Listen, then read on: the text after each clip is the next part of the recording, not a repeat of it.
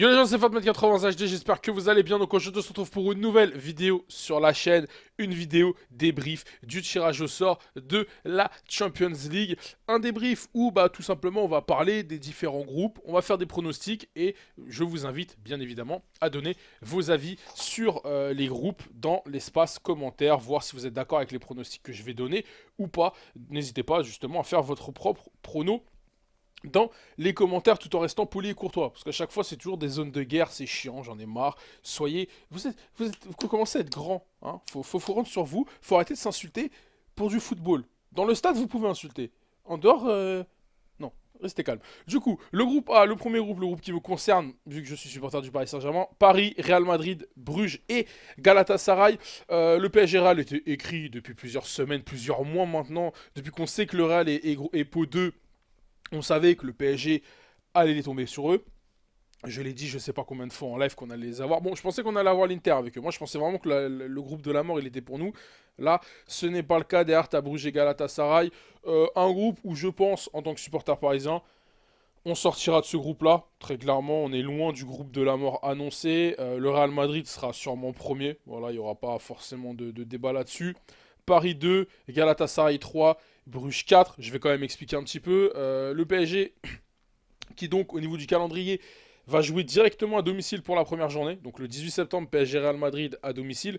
Ensuite, deux matchs à l'extérieur. Ça se déplace à Bruges, ça se déplace à Galatasaray. Déplacement à Galatasaray qui risque d'être quand même assez compliqué. C'est toujours des déplacements compliqués en Turquie parce que voilà, très très grosse ambiance. L'équipe peut prendre feu par rapport à l'ambiance et on a une équipe qui est assez défaillante mentalement. Hein. On l'a vu ces dernières années entre la remontada à Barcelone et la remontada l'année dernière au parc contre Manchester United. On a une équipe qui est défaillante sur le plan mental. Mais est-ce que sur la phase de poule, généralement, ils s'en sortent plutôt bien dans ces ambiances-là. On n'est pas en huitième de finale. C'est à partir des huitièmes que ça commence à faire caca dans ses culottes. Donc je pense que le déplacement en Turquie sera quand même plutôt bien géré. Et même si tu perds des points en Turquie, tu as entre guillemets une marge d'erreur après dans le sens où tu reçois les deux plus faibles équipes du groupe à domicile sur les retours. C'est-à-dire qu'après le retour, ça fait je crois on récupère Galatasaray ou Bruges. Donc ça fait PSG Bruges, PSG Galatasaray et Real Madrid PSG. Donc en gros, il faudra cartoucher les deux plus petites équipes à la maison. Même si le match au parc, pareil, le match au parc contre Galatasaray, ça risque d'être un match particulier dans le sens où il y a une forte communauté turque en France, pas mal de supporters de Galatasaray. Et ça peut faire comme le dernier PSG Galatasaray au Parc des Princes, c'est-à-dire que moi j'étais petit. Déjà c'est le match où c'est parti complètement en cacahuète. Je dis pas que ça va partir en cacahuète, je dis surtout qu'en fait le stade avait, à part Auteuil et Boulogne, les tribunes latérales étaient vraiment... il y avait énormément de supporters turcs en fait. Et du coup, ça fait que t'étais à domicile, mais en même temps à l'extérieur. C'est-à-dire qu'en fait, les supporters turcs, t'en avais qui étaient supporters du Paris Saint-Germain, mais en même temps, ils étaient supporters de Galatasaray. Donc en fait, les mecs étaient contents. Bon, ce qui s'était passé, c'est que le PSG avait gagné 2-0, mais c'était parti en bagarre la plus totale dans les tribunes, en espérant que là, ça se passera bien. Et du coup, le PSG Real Madrid à domicile, c'est dommage, dans le sens où en fait c'est la première journée, tu as Mbappé, Cavani qui seront peut-être revenus, mais ça risque d'être vraiment trop juste. Bon, sur la phase aller, si Neymar reste au Paris Saint-Germain, Neymar ne sera pas là de toute façon des 3 matchs allés, vu qu'il a pris 3 matchs de suspension. Donc, si Neymar reste, il faudra compter sur lui pour le retour, pour les matchs retour. Et il faudra compter sur lui pour être déchaîné. Si c'est le même Neymar qu'on a eu lors de la phase retour de l'année dernière, moi je peux dormir sur mes deux oreilles. Et c'était n'importe quoi. Et on espère qu'il fera pareil. Surtout que là, il aura la dalle, parce qu'il aura raté les 3 premiers matchs. Et s'il doit réparer les conneries de ses camarades, il faudra compter sur le roi Neymar. Du coup, je vois quand même le PSG sortir de ce groupe, hein, en tant que Parisien, même si c'est vrai que on est sur un début de saison où, par rapport au mercato, par rapport aux blessures, on est un petit peu dans le doute. On sait même pas si Neymar reste. On est le 30 août, le mercato se termine dans 3 jours. Tu sais toujours pas si Neymar va rester ou pas. Tu as du coup encore moins de marge de manœuvre. C'est-à-dire que si Neymar part là pour le remplacer, parce que on sait que ça parle toujours de Paulo Dybala, mais tu vas avoir que quelques jours, voire heures pour le remplacer. Non, franchement, ça va être vraiment freestyle cette fin de mercato. Et du coup, c'est même pour ça, je pense que le PSG essaie de gratter des joueurs au Barça, dans le sens où ça va être trop juste pour aller chercher des remplaçants à Neymar. Ce qui montre encore une fois qu'on est dans n'importe quoi le plus total. Et le Real Madrid, malgré qu'on n'est pas sur le Real Madrid de leur année, des années domination en Ligue des Champions, on est sur le Real Madrid. Ça reste le Real. Il y aura sûrement Eden Hazard qui aura à cœur de briller, parce que bah, Eden n'a toujours pas joué vu qu'il est blessé. Mais bien évidemment, il sera là contre nous. Bien évidemment, il va nous faire mal. On connaît la chanson. Du coup, je vois quand même le Real premier, Paris 2, Galatasaray 3 et Bruges quatrième dans ce groupe A. Concernant le groupe B, maintenant, Bayern Munich, Tottenham, Olympiakos et l'Étoile Rouge de Belgrade. Donc l'Étoile Rouge, on les connaît, hein, on les a joués l'année dernière en tant que supporter parisien. On a vu un petit peu l'équipe. C'est une équipe voilà, qui est capable d'accrocher des grosses équipes à domicile. Hein. Ils avaient réussi à accrocher Liverpool, ils ont réussi à accrocher Naples.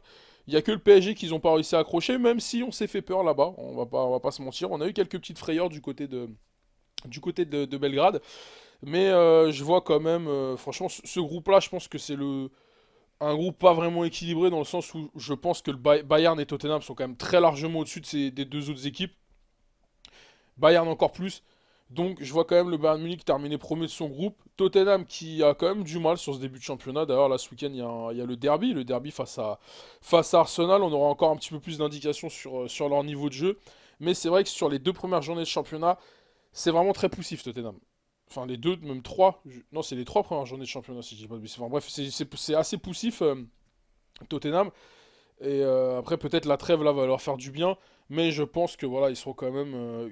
Ils arriveront à sortir quand même de ce groupe. Je vois bien l'Étoile Rouge Belgrade terminer troisième et l'Olympiakos du coup quatrième. Même si c'est vrai que les déplacements du côté de la Grèce, c'est des déplacements compliqués. Mais cette équipe de Belgrade l'année dernière, franchement, bon, à part les matchs à l'extérieur, ils se sont fait déchirer dans tous les sens. À domicile, ils sont vraiment bons. À domicile, c'est vraiment une autre équipe, un autre visage. Et je pense qu'ils vont réussir à gratter des points chez eux et des points qui leur permettront d'aller chercher cette troisième place. Le groupe c'est maintenant le groupe de Manchester City. Bon, il n'y a pas vraiment de débat possible. Manchester City premier, voilà, on l'annonce direct. Shakhtar Donetsk, Dynamo Zagreb et l'Atalanta. Manchester City qui encore une fois tombe contre le Shakhtar. Hein, voilà, ça fait. J'ai pas les stats, mais faudrait voir ça fait combien d'années de suite qu'ils tombent l'un sur l'autre en poule. Ça commence à faire beaucoup. City qui est voilà, très largement au-dessus, je pense. Il n'y a pas vraiment de débat possible. Hein. Même s'ils mettent leur équipe B, ils seront largement au-dessus. Parce qu'ils ont, en plus d'avoir une équipe A complètement monstrueuse, ils ont une équipe B complètement monstrueuse. Derrière, t'as Donetsk, t'as Zagreb, t'as l'Atalanta. Moi, je vois bien l'Atalanta faire la surprise. Dans le sens où je pense que, on va dire que la deuxième équipe favorite du groupe, ça reste Donetsk. Je vois bien l'Atalanta faire quelque chose et réussir à gratter une deuxième place. Je vois Donetsk troisième et Zagreb quatrième. Alors après, ça c'est plus un pressentiment que j'ai. D'ailleurs, hier j'ai eu des bons pressentiments sur le tirage au sort. Hein. Le PSG Real, on l'a tweeté. Le groupe de Lyon, on l'a tweeté aussi. Du coup, ouais, je sais pas. Je vois bien l'Atalanta faire un truc. Je vois bien l'Atalanta, pas surprise, parce que l'année dernière, ils ont quand même fait une très belle saison du côté de la Serie A. Mais dans le sens surprise où en Ligue des Champions, on les a jamais réellement vus, quoi. C'est une première pour eux et. Voilà, je vois l'Atalanta faire quelque chose. Je vois l'Atalanta accrocher et du coup terminer deuxième de ce groupe. Donetsk 3 et Zagreb quatrième. Le groupe D, un groupe aussi plutôt relevé avec encore une fois une affiche que l'on connaît. Juventus, Atlético Madrid, Leverkusen et le Lokomotiv Moscou. Euh, on est sur un groupe où encore une fois, voilà, on a deux favoris très clairement qui se dégagent. Même si Leverkusen, je pense, sera un petit peu l'épouvantail de ce groupe avec sa folle garde, sa petite jeunesse devant, Bailey, on a Havertz, on a Voland qui plante plutôt pas mal. Bon, il est plus tout jeune non plus, mais on a Kevin Voland aussi qui tourne plutôt bien. Euh, je les vois quand même pas rivaliser par rapport à Atletico, par rapport à la Juventus de Turin.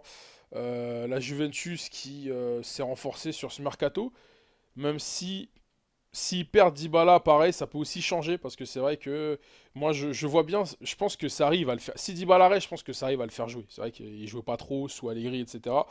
Mais si Dybala reste du côté de la Juventus Turin, je vois bien Sarri l'aligner avec Cristiano Ronaldo en attaque.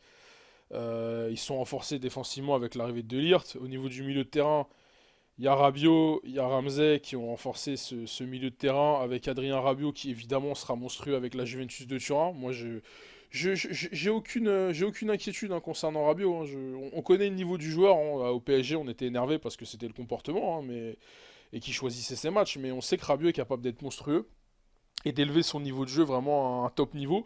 Du coup, moi je pense que la Juventus est plutôt renforcée cet été plus qu'autre chose. Alors après, voilà, il y a le départ de Cancelo qui est quelque chose d'un peu incompréhensible dans le sens où voilà, ils avaient quand même un des meilleurs latérales droits à son poste et ils l'ont vendu à Manchester City justement. Et du coup, ouais, ils sont plus ou moins, ils sont affaiblis que de ce côté-là. Après, moi j'ai l'impression qu'ils sont renforcés. Vraiment, à quasiment tous les postes, il y a De Ligt, etc. Et à côté de ça, tu as une équipe de l'Atlético qui, bah, en championnat, bon, ça reste l'Atlético, donc ça reste une équipe dans le sens poussif, hein, c'est que du 1-0.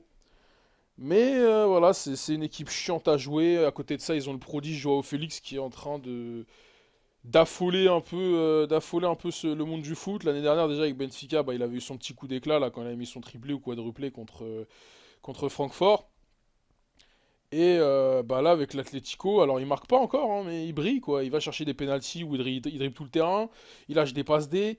Non, franchement, c'est vraiment très très fort Joao Félix et l'Atlético. Moi, je trouve qu'ils sont vraiment très très bien renforcés. Alors, ils ont perdu Diego Godin, certes, mais quand même une belle équipe. Une belle équipe, ils sont renforcés sur quasiment tous les postes. Je trouve que ils ont bien remplacé Griezmann. Alors, Joao Félix n'est pas Griezmann, c'est pas ce que je suis en train de dire.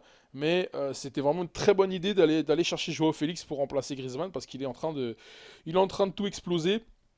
Du coup, je vois bien ces deux équipes-là vraiment dans les deux premiers quoi. Donc je vois quand même la Juve en tête, Atlético deuxième, Leverkusen 3 et Lokomotiv Moscou quatrième. Je vais pas parler du Lokomotiv Moscou parce que bon, c'est une équipe que je connais pas. Puis généralement, voilà quoi. À part peut-être le Zénith de temps en temps quand ils ont pas une poule trop compliquée. Les clubs russes, ça fait un petit moment qu'on les a pas vus faire quelque chose en Ligue des Champions. Ensuite, le groupe E, bon voilà, pareil, un groupe où il n'y a pas forcément de débat. Liverpool, Naples, Salzbourg et Gand, la Gantoise. Est-ce que Genk c'est la Gantoise? Là, je suis en train de me poser une question. À chaque fois, je me fais avoir. Enfin, Genk, du coup, club belge. Bon voilà, Liverpool premier, deuxième Naples, troisième Salzbourg et Genk quatrième. Moi, je vois ça. Il n'y a pas forcément de débat là-dessus. Je pense que voilà, le seul débat qu'on peut avoir, ça va être sur la première place, dans le sens où ça va, je pense, se taper entre Liverpool et Naples, hein. D'ailleurs, l'année dernière, ça a été.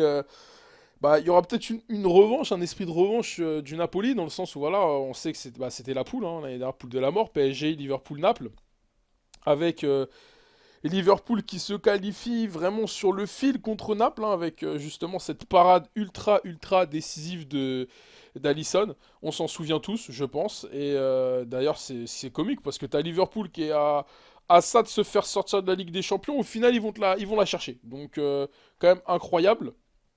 Incroyable quand même ce destin côté Liverpool. Le Napoli que moi j'avais trouvé très intéressant l'année dernière en poule. C'est vrai que voilà, le PSG qui fait deux matchs nuls contre eux, dont un au parc où voilà, in extremis, hein, avec Di Maria qui vient chercher l'égalisation à la dernière minute sur le buzzer. Après, c'est vrai que le match retour du PSG, je l'ai trouvé très très intéressant à Naples, mais bon, voilà, on fait match nul avec ce penalty complètement con concédé. Mais ouais, je vois quand même ces deux équipes-là très largement au-dessus des deux autres. Après, ça va se taper pour la première place, mais en fait, je sais pas trop comment Liverpool va prendre la Ligue des Champions. C'est-à-dire que, est-ce que Liverpool cette année va se concentrer vraiment sur le championnat? Là, on a Liverpool qui est premier en championnat avec que des victoires. On sait que ça fait un moment qu'ils veulent aller la chercher, cette première ligue. Et ils viennent de gagner la Ligue des Champions. Donc, est-ce que Liverpool va pas se dire, bon, c'est bon, on a fait la Ligue des Champions l'année dernière, on va vraiment se concentrer que sur la première ligue? Bon, même en faisant ça, ils sortiront de ce groupe-là. Mais ça pourra jouer sur la première place, on va dire. Ou alors on essaie de jouer à fond les deux compétitions. Faudra voir, mais moi je sais pas, je vois pas Liverpool faire quelque chose dans cette compète, dans le sens où je les vois pas refaire un parcours fantastique. C'est vrai qu'on est quand même sur une équipe qui l'a gagné l'année dernière et qui l'année d'avant a fait finale, hein, qu'ils avaient perdu contre le Real Madrid. Mais je sais pas, je vois vraiment Liverpool jouer la carte championnat à fond cette année. Pareil, hein, je peux me tromper, hein, ça se trouve, ils vont jouer la carte championnat à fond et ils vont encore refaire un parcours de folie en Ligue des Champions. Mais je pense qu'ils vont peut-être perdre un peu des plumes, sachant qu'en plus de ça, enfin, je dis ça, mais c'est vrai que l'année dernière, ils font une saison, ils terminent deuxième à 97 points. Ce qui est absolument. Dans n'importe quel championnat, t'as 97 points, t'es champion. C'est vrai que oui, en même temps, je suis en train de penser à ça et je me dis que ils ont joué à fond le championnat aussi l'année dernière. C'est juste qu'ils avaient une équipe de City qui était encore plus au-dessus et qui, bah, City s'est fait éliminer en Ligue des Champions, du coup, Ils ont plus se concentrer vraiment sur le championnat. Mais ouais, je vois quand même Liverpool premier de ce groupe, Naples deuxième et Salzbourg troisième avec Genk quatrième. Le groupe F, le groupe de la mort. Très clairement, là, on est sur le groupe de la mort. Barcelone, Dortmund, l'Inter et le Slavia Prague. Donc le Slavia Prague, on a tous vu la réaction marrante des dirigeants qui étaient tous explosés de rire. Ils savent qu'ils vont passer un sale quart d'heure dans ce groupe-là. Après, tu connais, c'est des équipes à domicile. Ils peuvent quand même réussir à gratter un petit nul ou même aller chercher un exploit, une victoire. Alors peut-être pas contre le Barça, mais contre l'Inter ou Dortmund, tu sais pas. C'est des équipes, ils peuvent faire un truc. Euh, Ils peuvent justement jouer un peu le rôle d'épouvantail dans le sens où ça va être peut-être eux qui vont décider de la deuxième place parce que je pense que la première place est très largement acquise à Barcelone. Le Barça qui s'est renforcé, le Barça qui va peut-être récupérer Neymar, donc ça peut jouer ça aussi. Alors bon, voilà, Neymar qui s'il signe à Barcelone ne sera pas là les 3 premiers matchs. Après, bon, tu as les blessures actuellement de Messi, tu as Dembélé qui est blessé, si Dembélé ne va pas au Paris Saint-Germain. Tu as Griezmann par contre qui est en pleine bourre, qui a fait un match stratosphérique le week-end dernier. De Jong, bref, un Barça qui s'est quand même pas mal renforcé et qui en plus de ça, s'il récupère Neymar, on aura une ligne d'attaque une ligne d'attaque complètement folle. Hein, voilà, tu peux partir sur du Griezmann, Messi, Neymar, absolument immense. Même si j'aime beaucoup Luis Suarez, voilà, Luis Suarez c'est plus le Luis Suarez d'il y a 2 3 ans. Tu es sur une ligne d'attaque stratosphérique. Après, t'as Dortmund, l'Inter. Je pense que ça va jouer entre ces deux-là pour la deuxième place. L'Inter de Conte, je trouve vraiment l'Inter de Conte très intéressant. Mais à côté de ça, t'as une équipe de Dortmund qui est capable de mettre la folie.